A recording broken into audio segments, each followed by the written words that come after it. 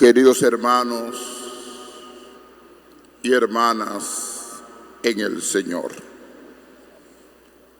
el tema que voy a tratar hoy con ustedes es el tema del matrimonio. Y dentro de ese marco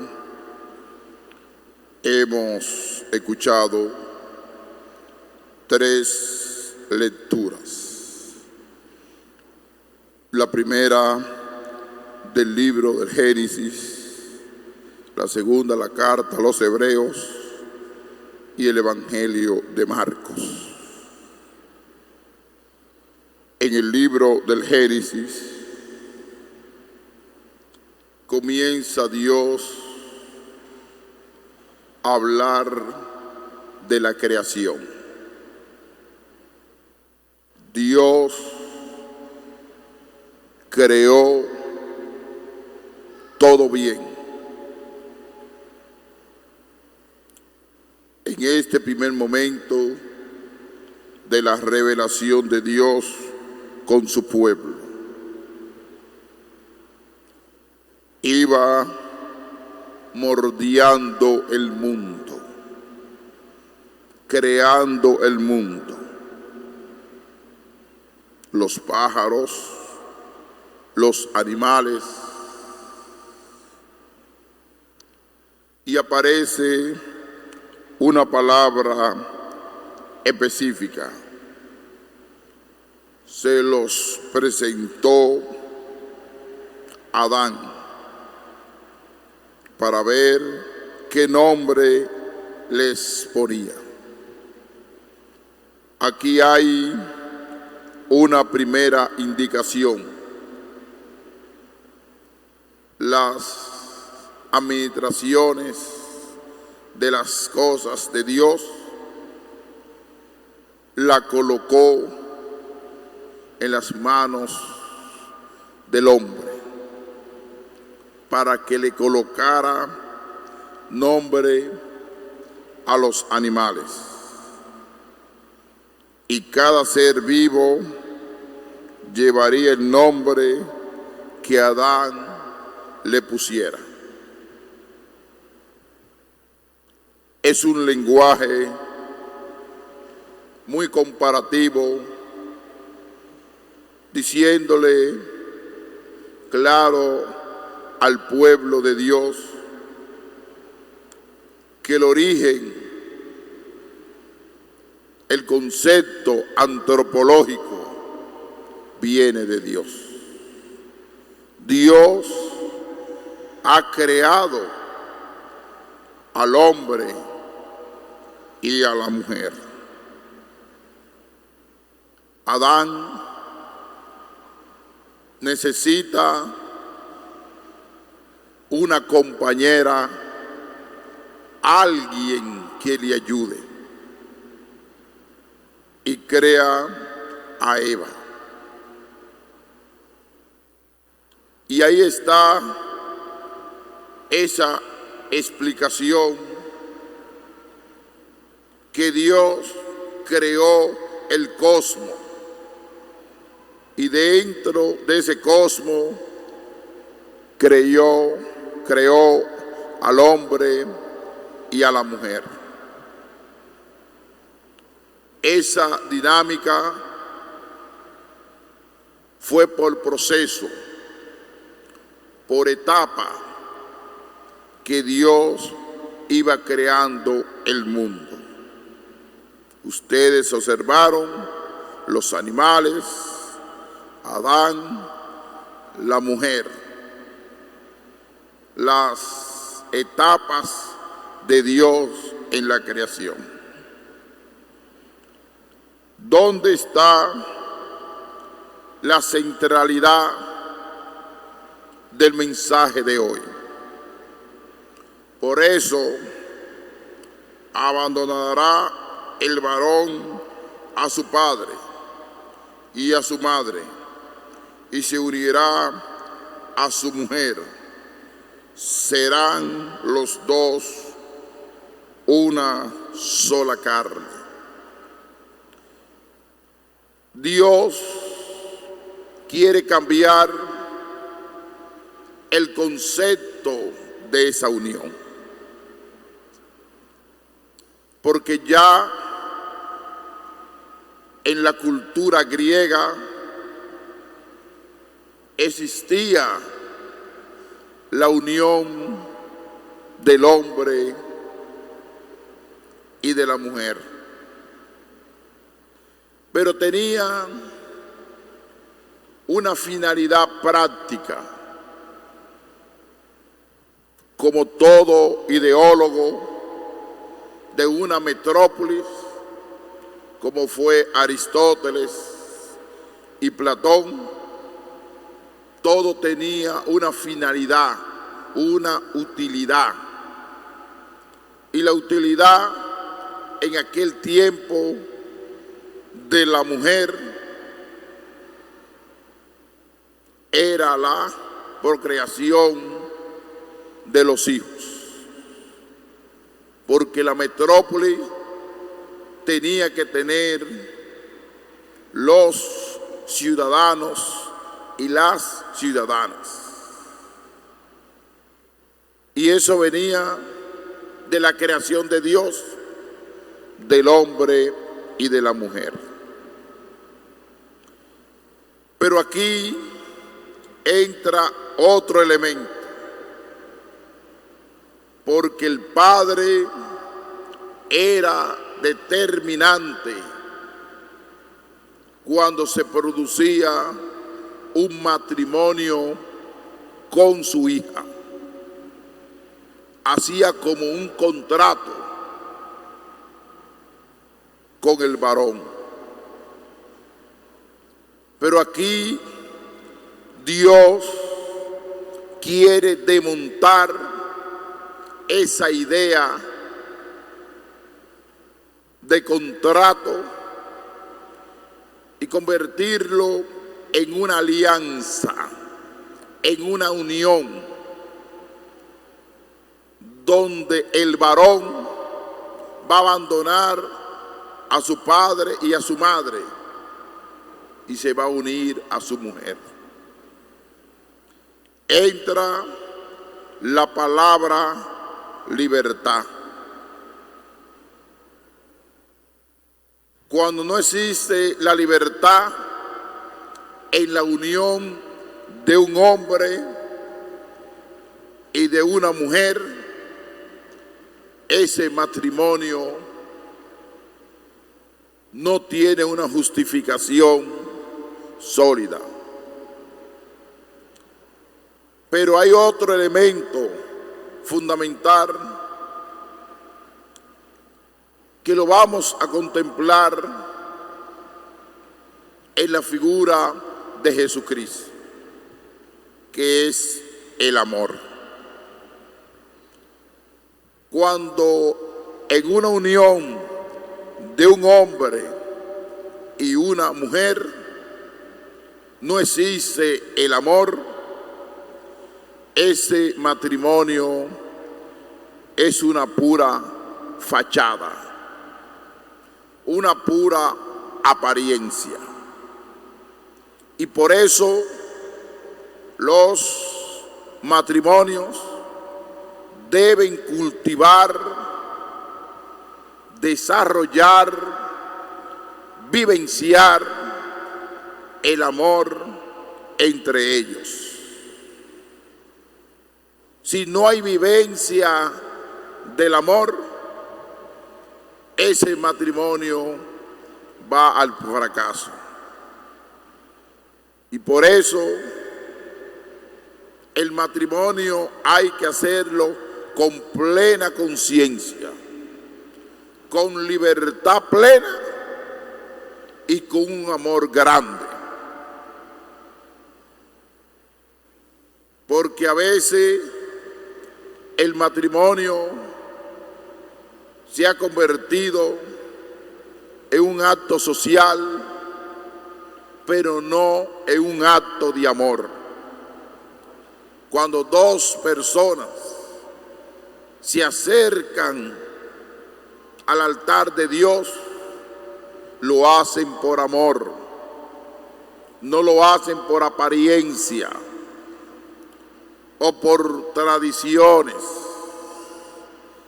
Cuando no hay amor, esa pareja es un fracaso. Y en el Evangelio de hoy va en esa misma línea,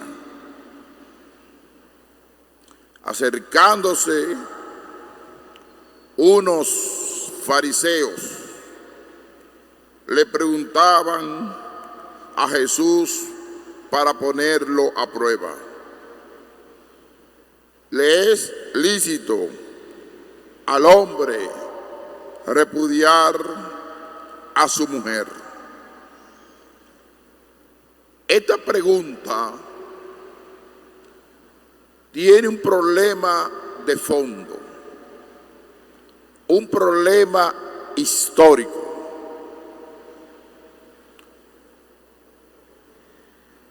En la etapa donde vivió Moisés,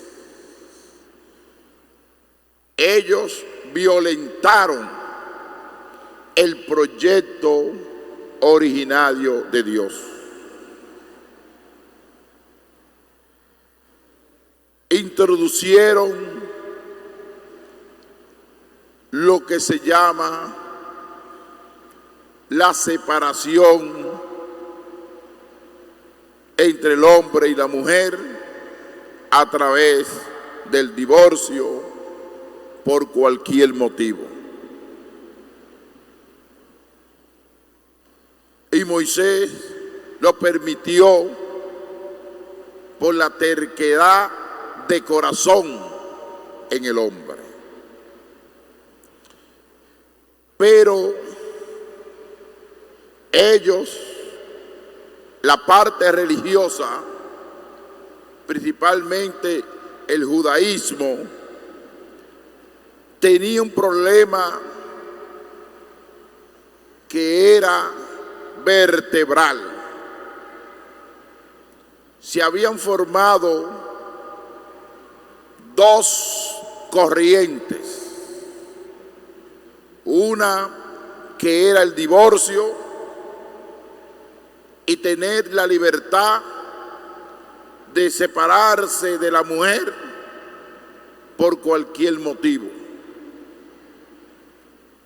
Es decir, que la mujer era como un instrumento para el placer. Y Jesucristo, un gran conocedor, que se habían formado dos grupos. Grupo élite, se llamaba así, Chailes, en su lenguaje. Dos grupos o dos corrientes diferentes. Uno que introducía el divorcio y otro la separación de la mujer por cualquier motivo. Y Jesucristo se va a dos fuentes fundamentales. La primera fuente, la que introdujo Moisés, que quiso desconfigurar el plan originario de Dios. ¿Qué le ha mandado a Moisés? ¿Por qué Jesucristo le hace esa pregunta? Porque ellos se dejaban orientar por la doctrina de Moisés, pero a la vez encontraban un problema legal entre ellos. Y ahí viene la postura de esa pregunta al maestro, para ver si el maestro se distanciaba del plan originario de Dios. Moisés permitió escribir el acta de divorcio y repudiarla. Jesús les dijo: por la dureza de su corazón dejó escrito este precepto. Ahí viene la justificación, la originalidad que quiere Jesucristo para el mundo. Pero el principio de la creación de Dios no fue así. Dios los creó hombre y mujer. Jesucristo no entra en la explicación de la creación, sino que lo creó hombre y mujer de una forma simultánea, de igualdad, hombre y mujer.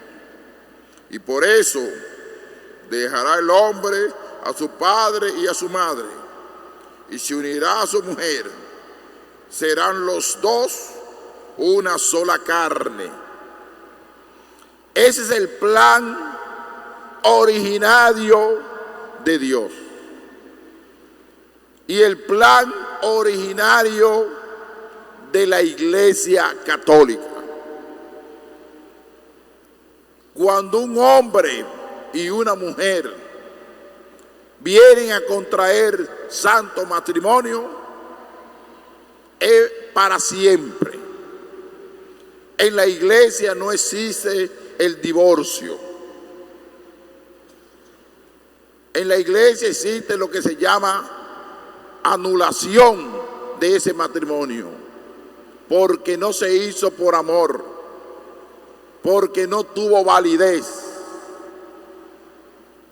Pero nosotros no tenemos derecho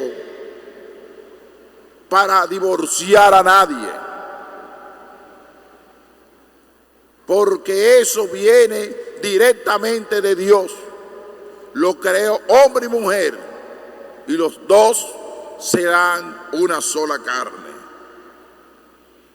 De modo que ya no son dos, sino una sola carne. Pues lo que Dios ha unido, que no lo separe el hombre. Ahí está la centralidad del matrimonio cristiano. ¿Y qué es lo que está pasando en el mundo de hoy? ¿Por qué hay miles de personas que se están divorciando?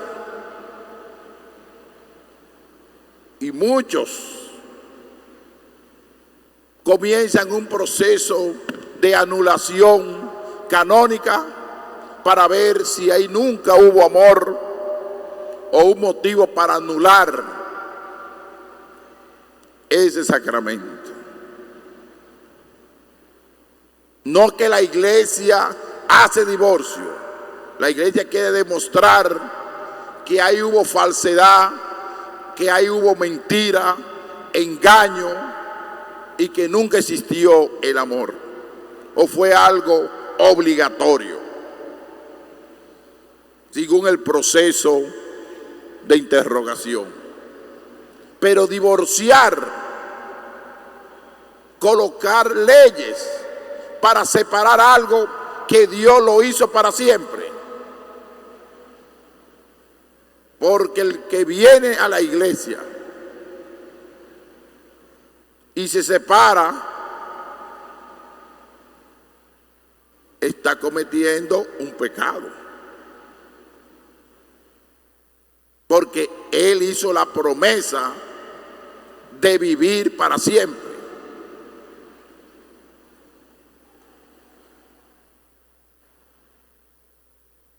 Hoy, la familia ha sido y será siempre amenazada. Y eso no es desde ahora. Cuando se produjo la gran crisis en el siglo XV y siglo XVI de la era cristiana, que surgieron otras religiones, una parte en Inglaterra, otra parte en Alemania, con Martín Lutero. Los estados o los países comenzaron en la época moderna a utilizar ese concepto jurídico del divorcio. ¿Por qué? Porque se habían distanciado de Dios.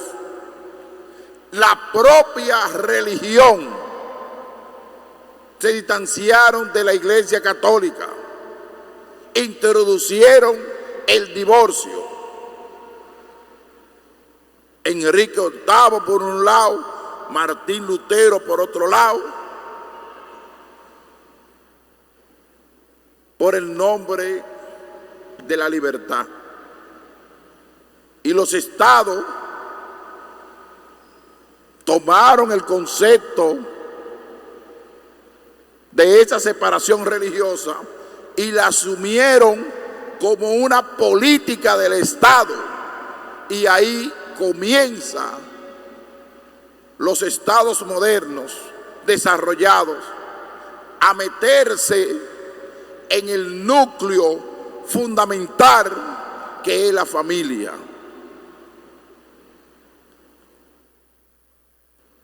¿Y quiénes son aquellos que están amenazando a la familia, que no quieren familia organizada en este mundo? Son los estados, aquellos estados que tienen poder y quieren destruir ese matrimonio tradicional de un hombre, de una mujer, con los hijos y con la capacidad de amar. Porque eso es lo que la iglesia exige, que tengan capacidad de amar. Dos parejas que quieran contraer matrimonio y sea por intereses económicos, intereses materiales, intereses de otra cosa, eso la iglesia no lo puede permitir. Y por eso la iglesia trata de preparar bien los matrimonios. Se nos han escapado muchos, porque es la época que muchos se casan por contrato. Yo me voy a casar por 5, 7 años y después me voy a separar. Y ha surgido un gran peligro en la sociedad contemporánea desde el surgimiento que se llamó la revolución de la sexualidad. Cuando ese movimiento comenzó a invadir a la sociedad del mundo entero, ya el matrimonio pasa a un segundo plano y lo que reina es la sexualidad, como la mujer fuera un instrumento para el placer sexual. Solamente para eso, como si fuéramos animales, sin ningún tipo de racionalidad. Hay que tomar la cosa en serio. Si usted se decidió, después de una reflexión larga, asumir un matrimonio, trata eso con seriedad, no como un contrato, como una garantía de intereses. Porque es penoso que muchas uniones matrimoniales viven como fachada, viven como apariencia, viven en el propio hogar, pero cada cual en su habitación. Inclusive ahora modernamente, ¿qué es lo que hacen? Aquellos que tienen mucho dinero, que compran 2 apartamentos, uno al frente del otro, para que los niños y las niñas lo vean en la mañana, que están unidos y que lo abrazan, y no viven unidos nada. Eso se llama fachada, eso se llama mentira. Y en el matrimonio hay muchas personas que tienen como plataforma la mentira, el engaño, la infidelidad matrimonial. Tanto el hombre como la mujer. Hombres que tienen 2, 3 casas y entre la semana visitan una, visitan otra. ¿Y qué concepto de vida usted tiene, hermano? Usted, utilizando esto tan sagrado como un instrumento de la sexualidad, que solamente el matrimonio es un mecanismo para tener relaciones sexuales y basta con eso. Es una mentalidad pobre, triste y amargada el que vive de esa manera. Porque han convertido la sexualidad como un vicio, como si fuera una droga. Muchos hombres y mujeres han convertido la sexualidad como un medio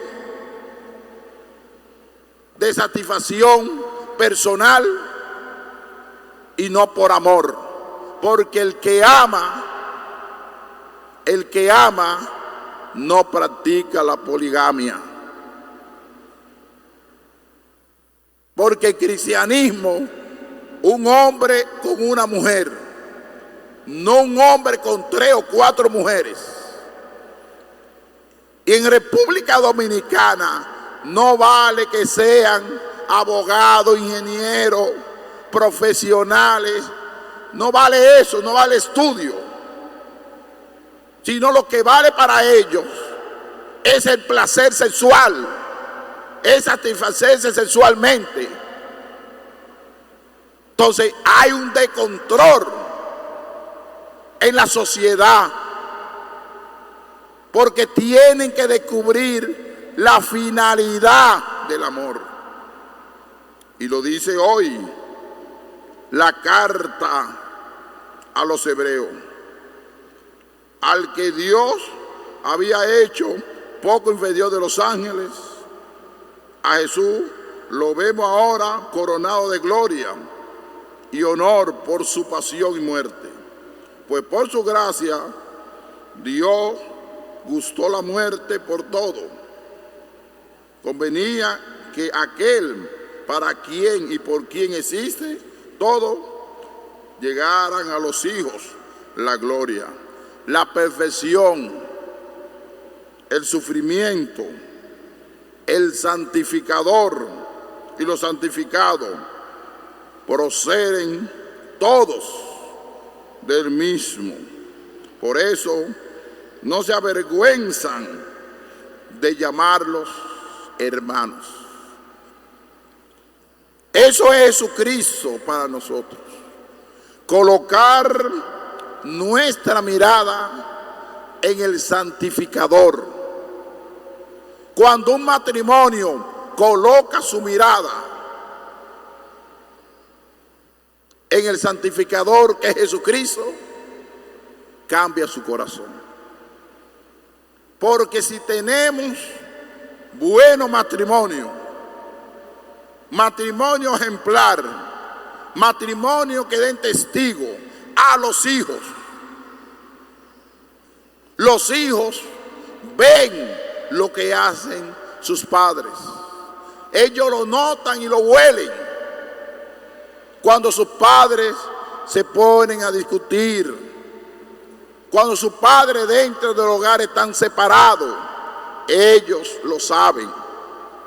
¿Y qué es lo que van a aprender ese muchacho y esa muchacha? Van a aprender lo que ustedes le enseñaron. Vivir una vida descompuesta. Y así también se desarrolla esta sociedad. Si el matrimonio está descompuesto, si la esencia y el núcleo familiar anda mal, la sociedad va a caminar mal. Y por eso tenemos muchos jóvenes llenos de descomposiciones sociales, no solamente con la droga, ni el alcohol, ni los vicios, sino que esta sociedad se ha convertido en una sociedad de mafiosos, de ladrones y de corruptos. Y a veces son muchachos y muchachas con plena juventud y con pleno conocimiento. Es lo vergonzoso y lo triste de esta sociedad. Porque los padres y las madres no le dieron ejemplo, no le dieron testimonio, no fueron verdaderamente hombres. Porque hay muchos hombres que son bullosos y que gritan, pero son unos sinvergüenza y charlatanes que andan una vida desordenada por ahí. Demuestren su valentía, su agallas, su capacidad, con la capacidad de amar. Demuestren su fidelidad con el sacrificio y no estén caminando una vida desorganizada, una vida descompuesta. ¿Y qué vamos a tener en el futuro? Aunque ese muchacho usted lo lleven a los mejores colegios, a las mejores universidades, está dañado ya, porque la base está dañada. La base está dañada. El tronco está dañado. Por eso necesitamos familia íntegra. Padre probado, madre probada, seria, que cuando se vayan al cielo, nuestras lágrimas sean de agradecimiento y uno decir: tuve un papá de verdad, una madre de verdad, que me dio ejemplo, que me dio testimonio, pero en una fachada de matrimonio y de falsedad.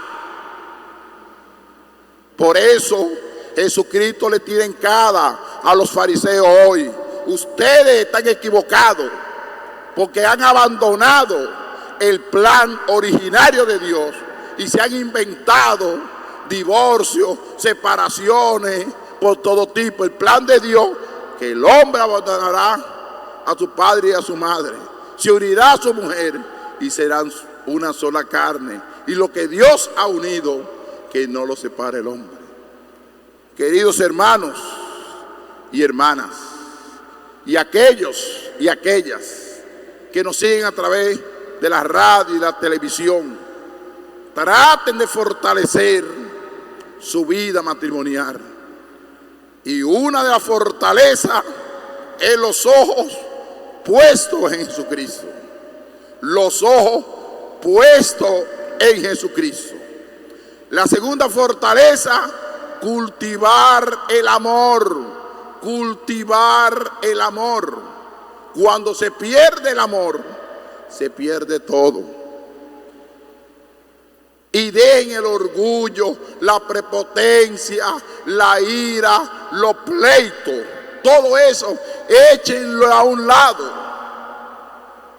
Y sean como un jardinero, que existen muchas flores, aunque aparezca una espina pequeña. Pero eso no se nota, porque hay tanto clavel de vello y flores, que el Señor dice verdaderamente, aunque existan cruces en el matrimonio, pero hay más flores y más claveles y más belleza, que es el amor. ¡Ánimo! Ustedes pueden. Luchen por su vida matrimonial. Echen atrás a Satanás y que Cristo sea que reine en sus corazones. Que así sea. Amén.